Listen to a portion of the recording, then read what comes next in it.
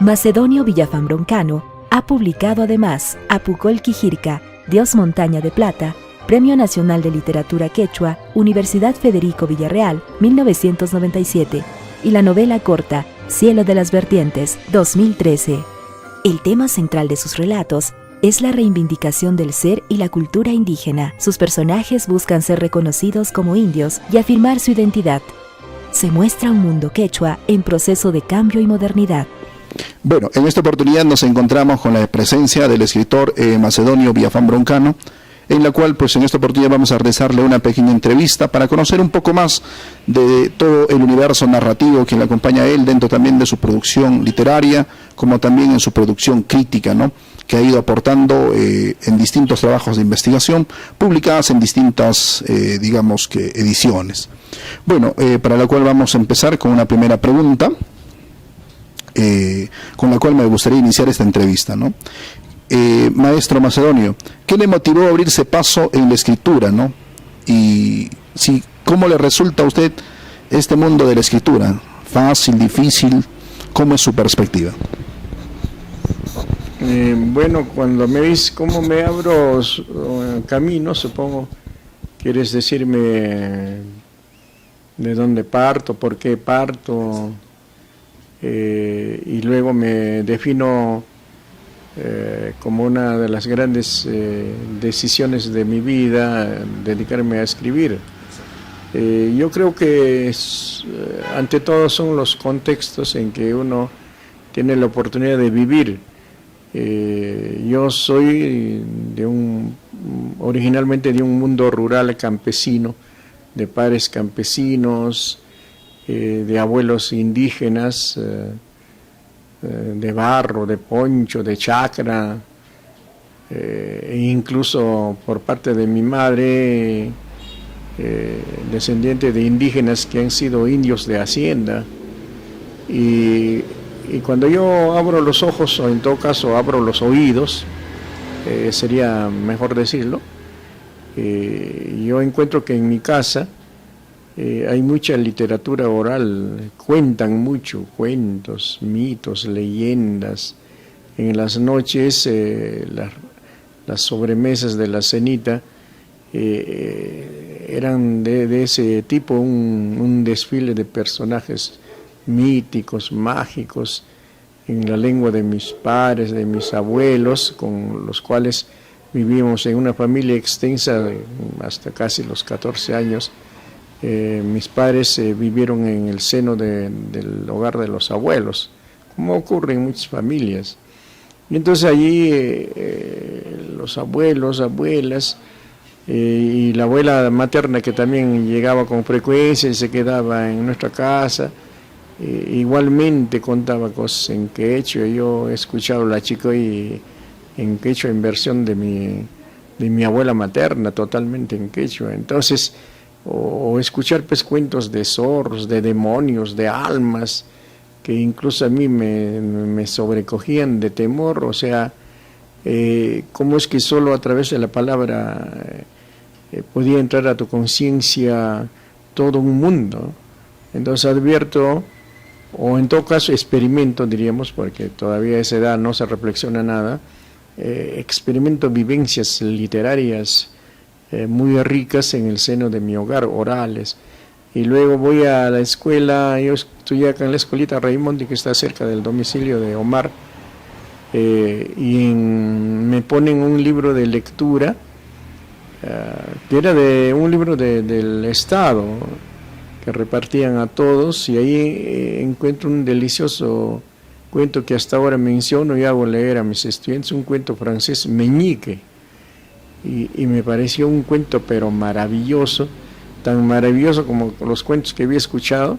Y ahí sí me voy a dar cuenta cómo es que manejando la palabra nada más uno puede construir un mundo y hacer pensar, reflexionar al lector. Entonces yo ya cuando paso a la secundaria ya empiezo a definir y pensar que creo voy a escribir, voy a estudiar literatura, y para suerte hay dos profesores en el colegio entre La Libertad y Lusuriaga, como fue un proceso. Cuando yo estuve en el colegio, en la gran unidad llamada, hasta el tercer medio se llama Gran Unidad La Libertad, y cuarto y quinto se llama Gran Unidad Los Uriaga, porque cuando reabren el Colegio La Libertad en San Francisco se llevaron su nombre. Entonces, ahí tuve dos profesores muy importantes que me llevaron a la lectura. Uno, el profesor Marcos Yauri Montero, que fue mi profesor de literatura en el cuarto año de secundaria, y el profesor Francisco Villanueva, que era profesor de historia y de literatura, egresado de la Cantuta, que nos hizo leer mucho en un curso llamado Lecturas Literarias. Y yo ya en ese tiempo ya dije, voy a ser escritor, y hasta hice también un trabajo de estudio de la obra Agua de Arguedas, que el profesor Francisco Villanueva nos pidió. Entonces ya yo salgo de la secundaria decidido a estudiar esa especialidad, esa carrera, y ponerme a escribir en algún momento. Mientras tanto hacía unos borradorcitos medio inocentones de la vida de los abuelos que habían sido trabajadores de hacienda, o el otro abuelo había sido trabajador en mina, cosas por el estilo, ¿no? Pero ahí lo dejo y me voy, ya ingreso a la Universidad de Trujillo, y ahí obviamente ya a la carrera, pero docencia de la especialidad Lengua y Literatura. Y ya ahí estaba ya muy definida ya mi vocación, ¿no? Y ya sabía que iba a escribir ya formalmente, de manera sistemática en algún momento, ¿no? Como que así ocurrió, porque en la universidad es donde en la revista de la universidad, de la facultad, escribo mis primeros cuentos, mis primeros poemas, y hasta un estudio sobre Manuel Escorza. O sea, jovencito me mandé con todos los géneros, ¿no? Bueno, ahora la siguiente pregunta sería, maestro, ¿cuál de todos sus libros le ha dado mayor satisfacción, o todos cree usted que también le ha dado una gran satisfacción, ¿no? ¿O hay una apreciación quizá un poco más, digamos, que de mejor manera de su persona hacia uno de ellos, o es igual para todos? ¿Cuál es su opinión? En verdad, todos los libros son importantes y todos me han dado satisfacciones en dos sentidos.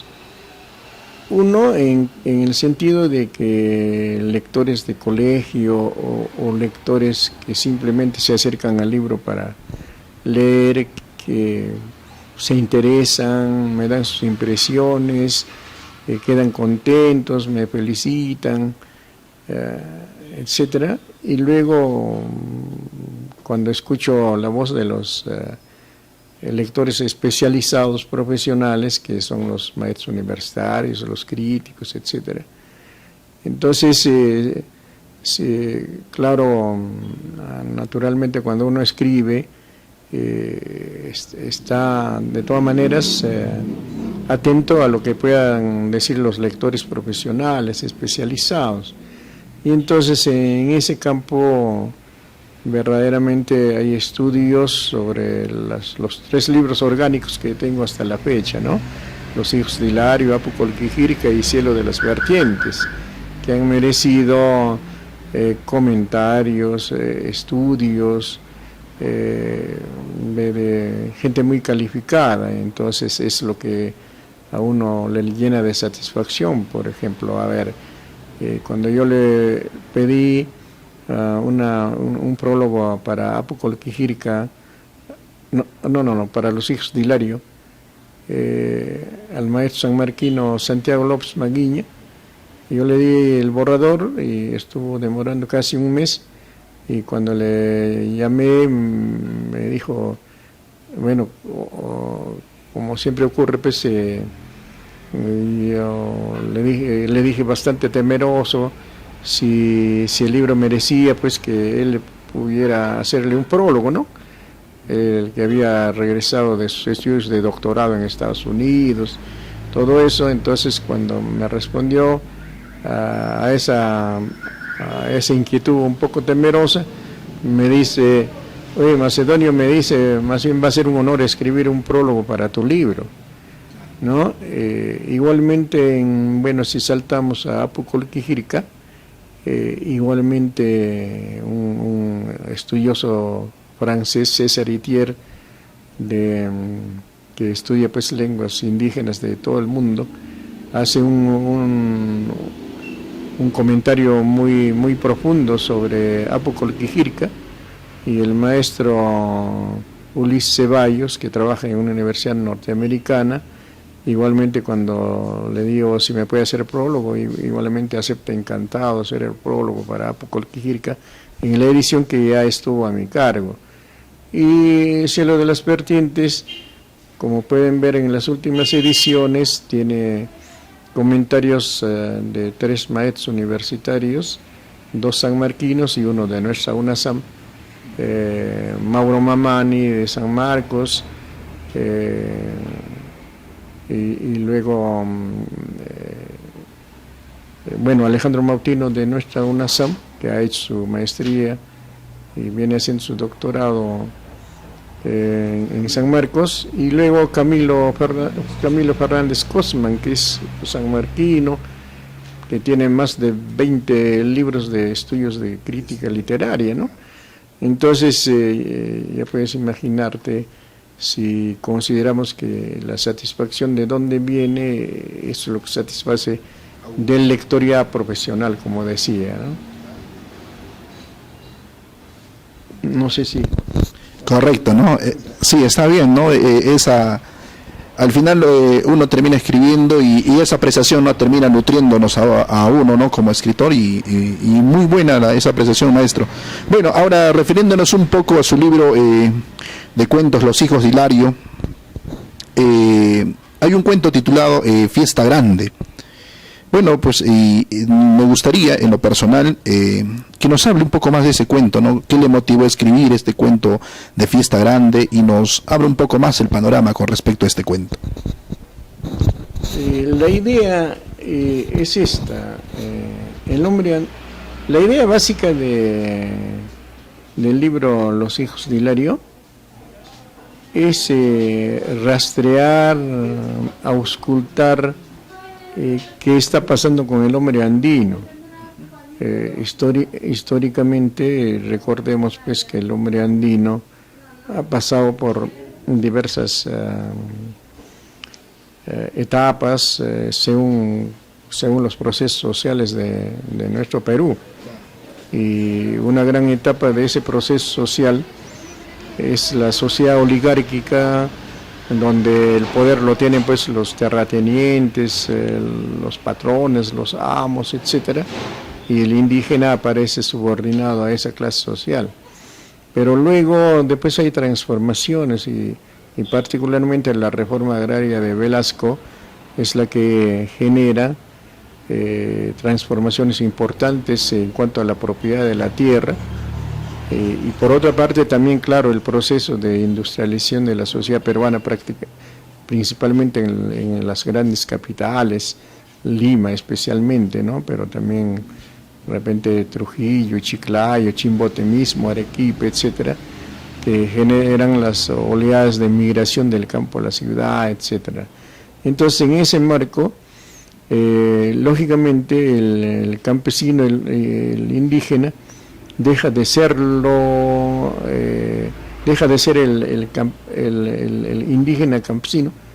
Bueno, para algunos ingresará un proceso llamado de cholificación, pero creo sin dejar sus raíces o su condición étnica, pero ya unos dirán que se moderniza, o habrá términos que los sociólogos, antropólogos van a utilizar diferentes nombres, pero deja la chacra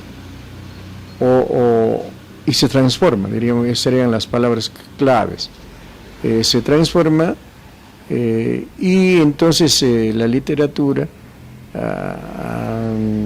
de esa sociedad oligárquica donde el indio aparece sometido, después del indigenismo, de Ciro Alegría, en gran parte de Arguedas también, etcétera, pero a la vez también hay ya una mirada de transformaciones en la generación del 50, y yo profundizo allí, conocedor de la situación pues del hombre andino ya en nuevos espacios, ¿no? Como dice el autor del prólogo de Los hijos de Hilario, por ejemplo, ¿no? Entonces, como digo, hay un proceso de transformación, y a veces esa transformación del hombre andino convertido en cholo no solamente es por las vías, vamos a decir, éticamente válidas, sino también a veces cae a lo que es ilegal y se inserta también al narcotráfico. Entonces Fiesta Grande justamente hace aparecer un personaje andino que antes ha estado colaborando con el terrateniente, y luego por efecto de la reforma agraria se ha ido a la selva y allí se ha convertido en narcotraficante. Y bueno, la fiesta que se cuenta allí en Fiesta Grande nos sirve para mostrar que hubo también gente andina que se fue por el camino desviado, vamos a llamarlo, como que hubo también gente andina que se fue a la urbe, progresó por las vías legales, trabajando duro, etcétera, de los cuales podríamos dar infinidad de ejemplos, ¿no? Entonces, por ahí es la mirada de Fiesta Grande para que aparezca pues un cholo narcotraficante, diríamos.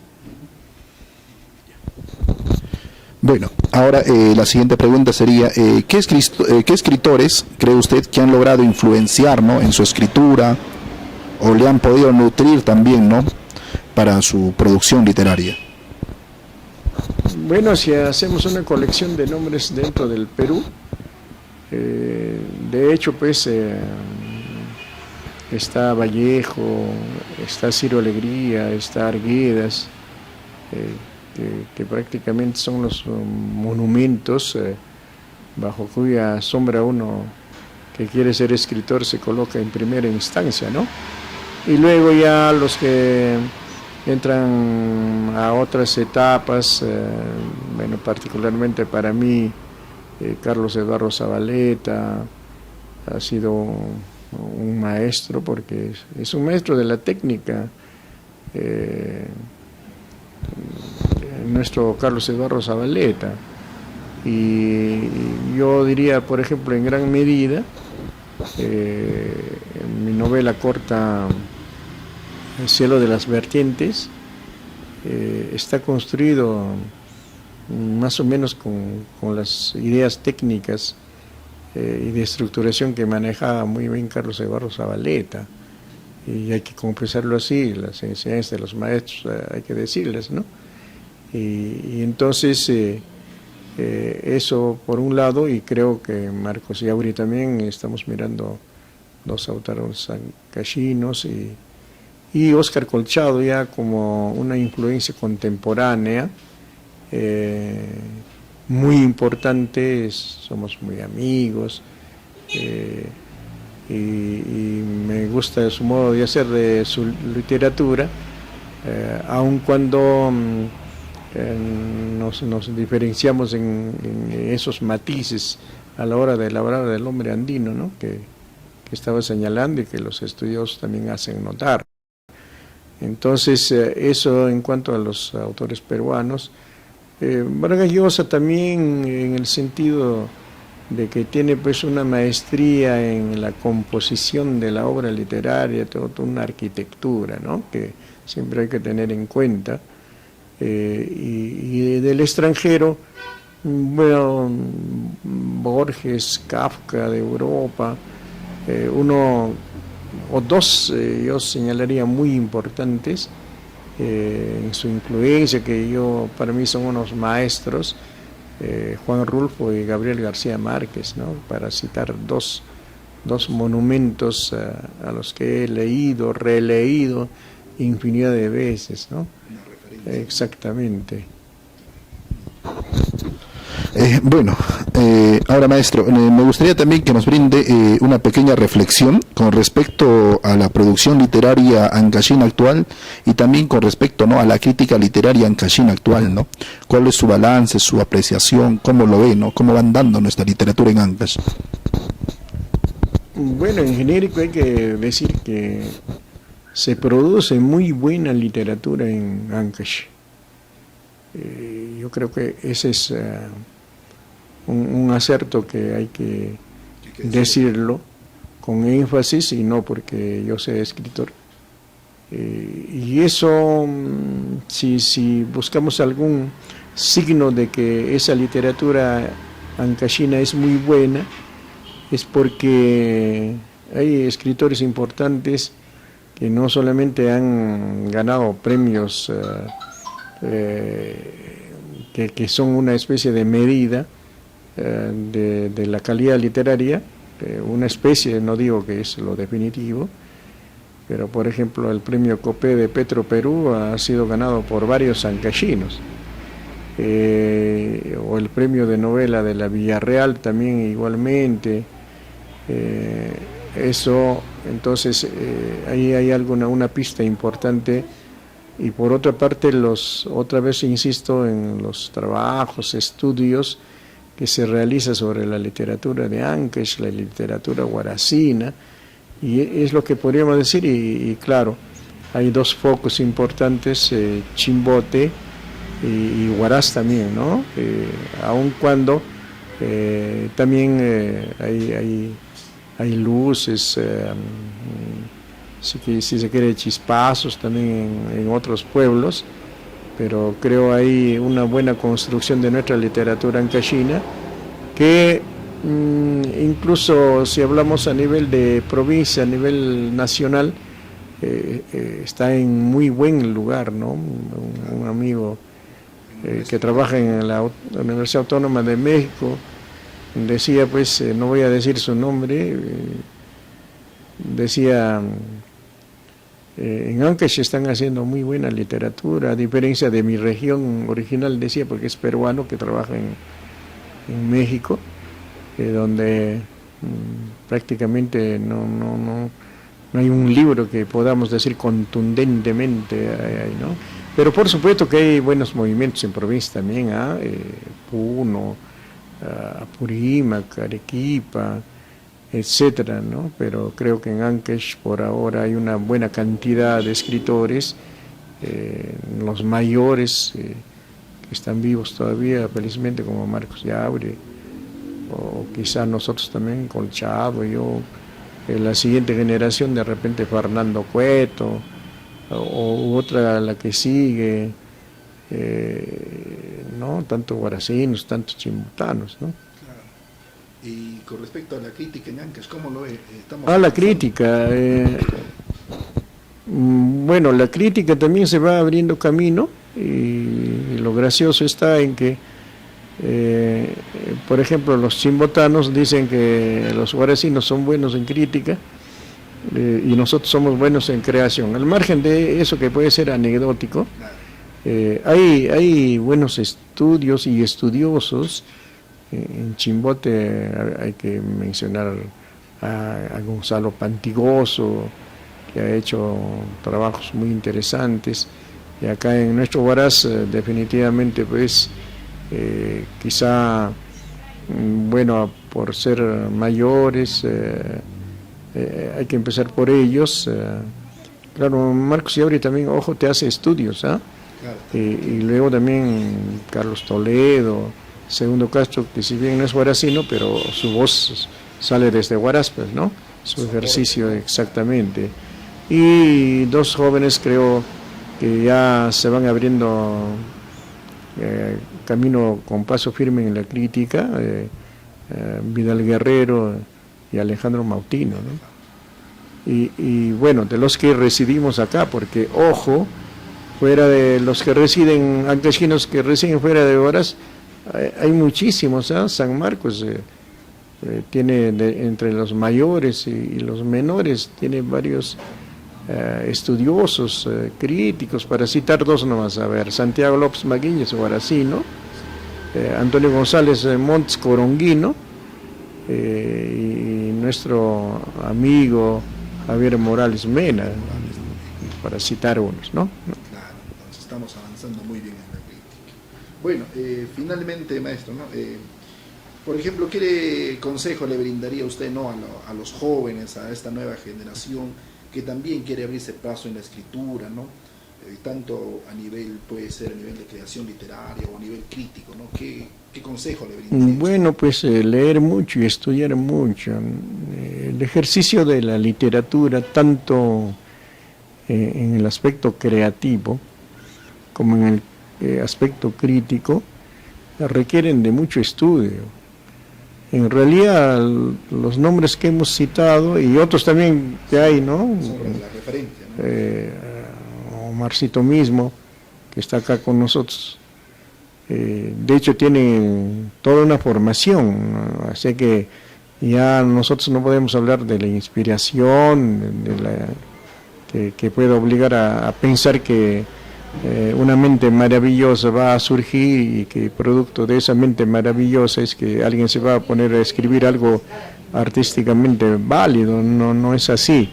Yo creo que en este terreno es que hemos avanzado, y si se trata de las generaciones nuevas, de jóvenes, de repente adolescentes, de colegio, que están en las aulas universitarias, hay que reiterarles pues que hay que estudiar durísimo, hay que leer mucho. Precisamente leyendo mucho es que uno va a aprender a ubicarse o a definir qué tipo de literatura va a escribir, etcétera. Igualmente para hacer crítica, estudio, investigación literaria. Bueno, correcto. De esta manera entonces hemos concluido la entrevista con el escritor Macedonio Villafañe Broncano, a quien damos muchísimas gracias, y también al mundo de los cronopios.